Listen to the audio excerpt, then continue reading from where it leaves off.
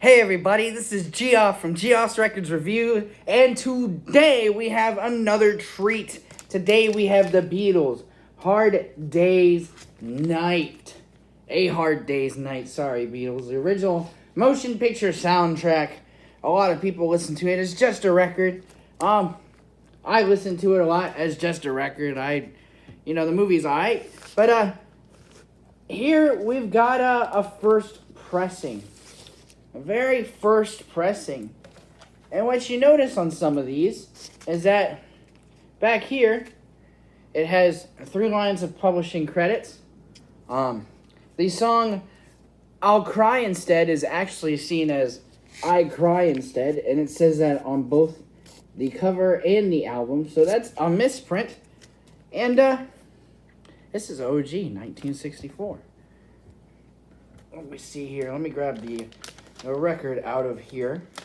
I actually didn't get to see what pressing this was before I pulled it out. It's not in the best condition, but I bought it for $17 on Facebook. Let me see here if I can find a signature at all. Sometimes the grooves aren't that deep and you can't see it.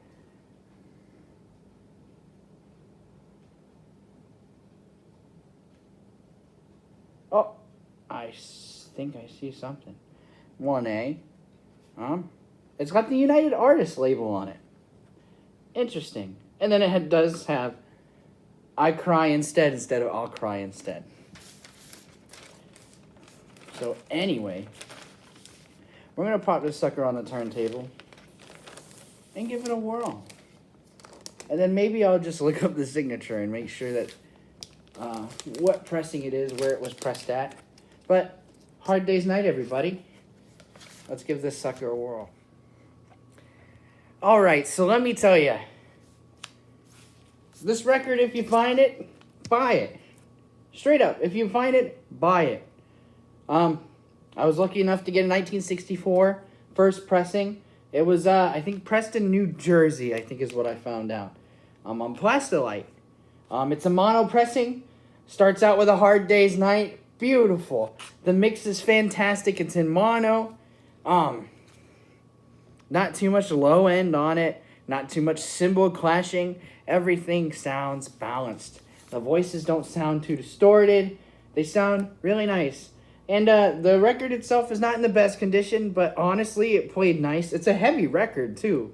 Yeah, it's heavier than a lot of your normal records, but we got a Hard Day's Night. Tell me why you cried. Second track, I Cry Instead, or I'll Cry Instead. And then there's an instrumental of I Should Have Known Better.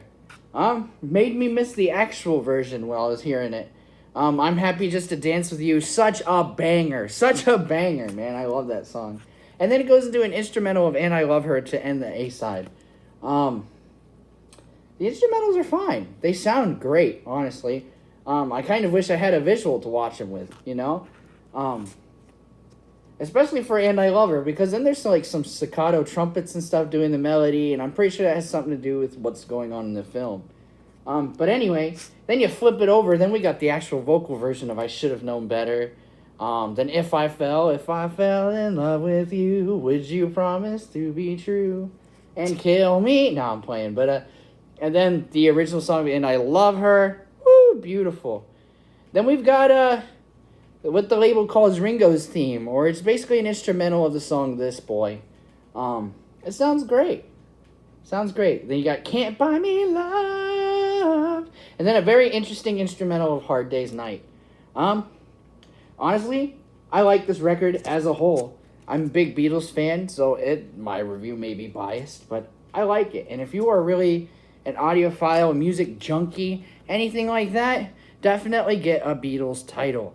I could go off on remasters and which ones sound better. But if you could find a first press, an original pressing of something like this, and you don't mind it, you don't mind the sound of maybe scratches or scuffing or popping or anything like that, which I don't mind because that's just the character of a record. It's just going to happen over time. But you got to take good care of them. That's kind of the beauty of the whole collecting art of this.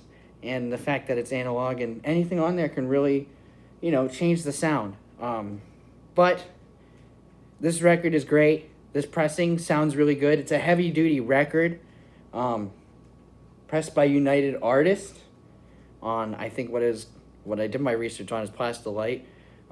If you guys correct me. I don't necessarily really care, but someone's right out there. And then this one has the misprint, which makes it kind of really collectible for me and really fun. So anyway, if you see this, it's entertaining, it's interesting, it's fun. I enjoy it. It's easy listening. Really, it really is. And it's well put together.